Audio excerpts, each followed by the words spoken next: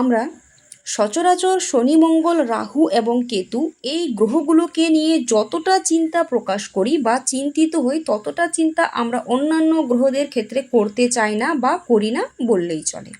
আপনি কি জানেন আপনার জন্মকুণ্ডলিতে চন্দ্রের অশুভ অবস্থান আপনাকে শারীরিক এবং মানসিকভাবে বিপর্যস্ত করে দিতে পারে?